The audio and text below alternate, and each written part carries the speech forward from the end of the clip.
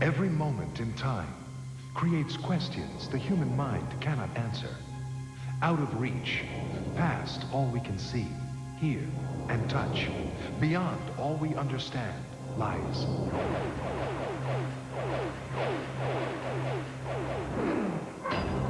The extraordinary.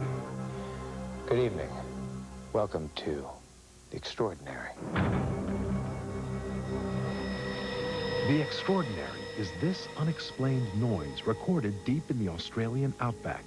An alien sound with no worldly source, found only among these mystery crop circles. What we found was a ring. It looks like a coiled snake with a bit of a head on it, and it was very magnetized. It would swing the compass needle. It is the vivid apparition that gave nightmares to Hollywood legend Robert Mitchum. That's what shocked me, you know, it was something real. It is the curse that befell 8 white men who desecrated the holy ground of Arizona's peaceful and religious Hopi Indian tribe. I'd always been healthy, always. And then, all of a sudden, all at one time, my liver, gallbladder, and my kidneys shut down. It is the lonely ghost who haunts the halls of Longleat Castle in the English countryside. A lost soul looking for lost love. When am I ever going to find the great love of my life? The extraordinary is the guiding spirit of 90210 star Ian Ziering. Not a movie great or a Hollywood guru, but a long-dead grandfather. And he was just smiling at me as if to say, you know, I've got my eye on you and everything's okay. And it was so bizarre. And it is the strange ability of this woman to communicate with creatures great and small. She says her nutrition isn't just right. She says she doesn't know enough about that to discuss it, but she knows that it's lacking. Just some of the stories tonight on The Extraordinary with Corbin Bernsen.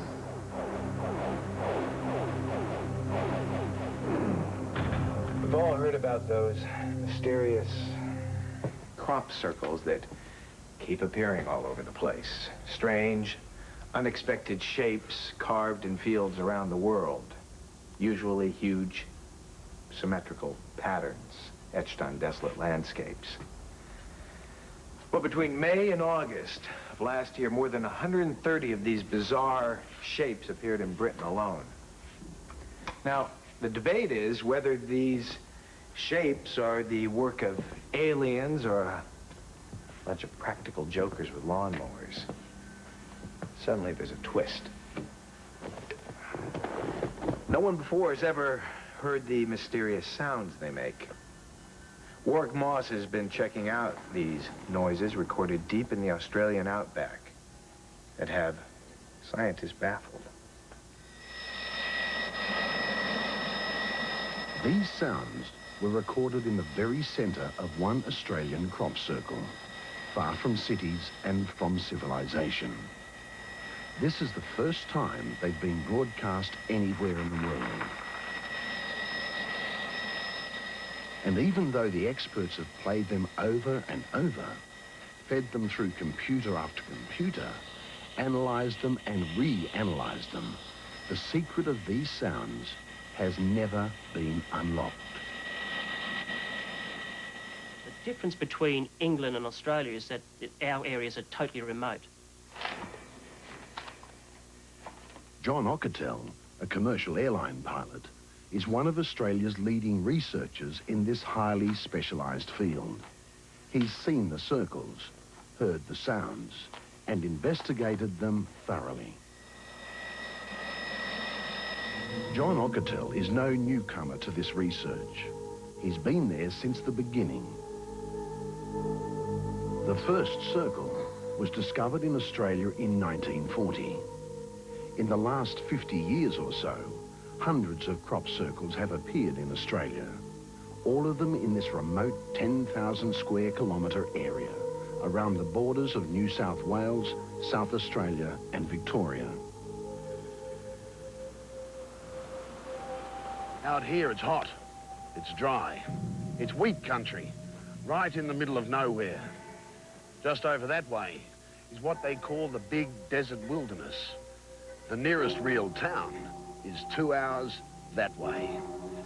This part of Australia is known as Sunset Country because of the red sandy soil. The white man found it hard to tame, but Aboriginal tribes have roamed here for 40,000 years.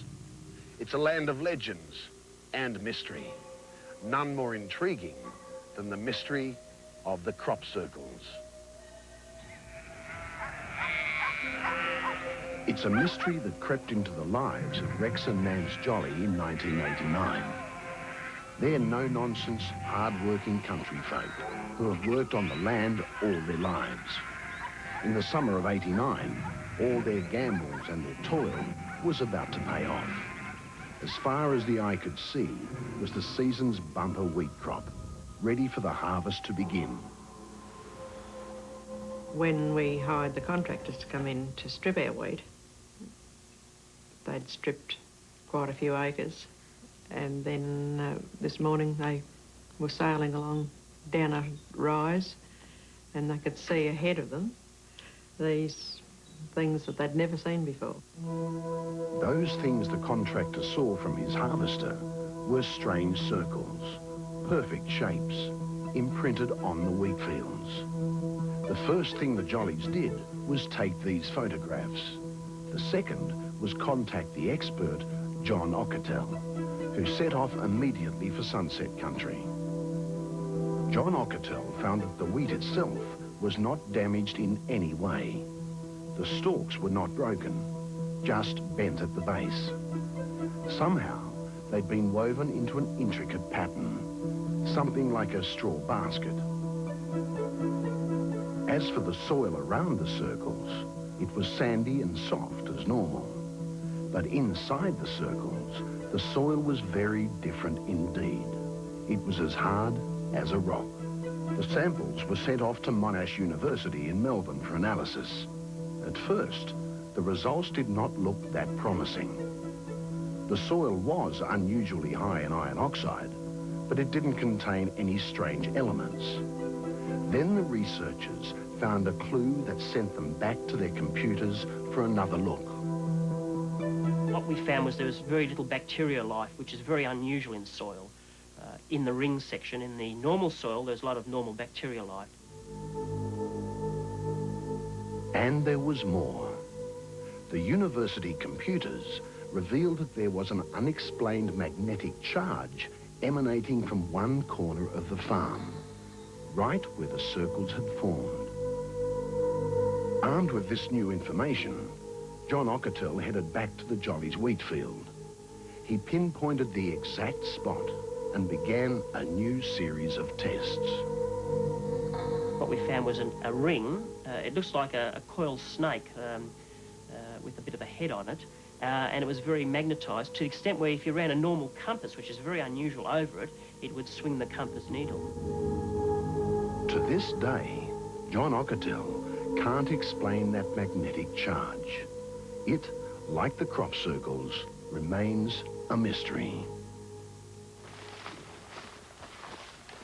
But there was to be one further piece of evidence that would prove even more mysterious. Another local farmer had noticed his sheep refused to go anywhere near one of the circles. And when he went to investigate, he heard a strange noise.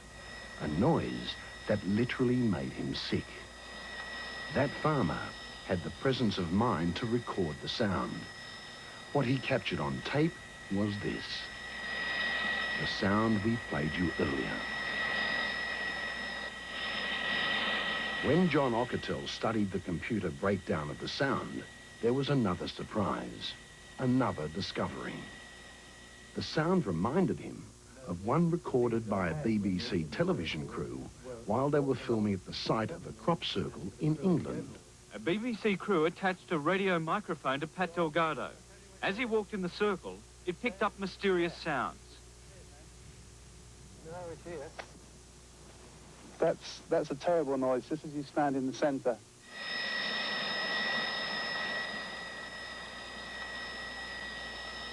But there's more to the Sunset Country mystery than Strange, unexplained noises and circles that appear out of nowhere.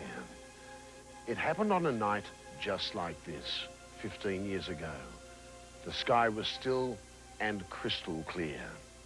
As usual, Eric Wilson and his two daughters were relaxing in front of the TV after a hard day's work in the farm. Their peace was about to be disturbed.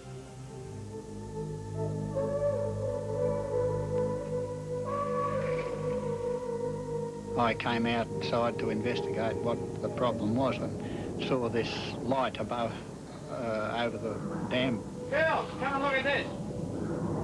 Eric's daughter, Jeanette, recalls that this blinding light shone over the farm for a minute or two. We could see this object hovering in the sky with a flashing light on the top and a dome across the other side of the dam bank. Then, just as suddenly as the light and the object appeared, they simply disappeared. So, is there a link between the lights and the circles? Some say it's just too much of a coincidence. There has to be a connection. But in the realms of science, there's no such speculation. Even though most down-to-earth theories, too, have been discounted. They've said no to vortex wind drafts and whirlwinds because the wheat plants have not been damaged in any way. No to plasma balls and fireballs because there's no evidence of charring or burning. And no to animals because there have never been tracks leading to or from the circles. So, maybe there's only one way left to end the guessing game. We're hoping in the future we've got equipment up there at the moment. And last year, for instance, we had equipment available where we were hoping to see one formed or see the process. Once we get to see the process occurring, then we may be able to put a theory to it. Until that day, one thing is a scientific certainty. Crop circles do exist. They have appeared in many countries. England, the United States, Canada, and Australia. The only problem is, we still don't know who or what is creating them.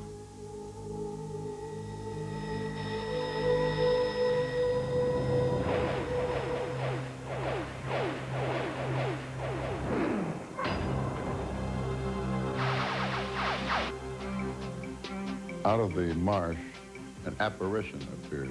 It was a fixture on the side of the road, and it moved, it loomed up.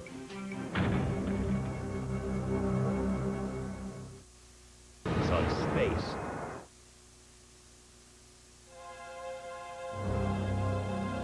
Veteran actor Bob Mitchum is one of the most respected men in Hollywood. Mitchum doesn't give many interviews these days.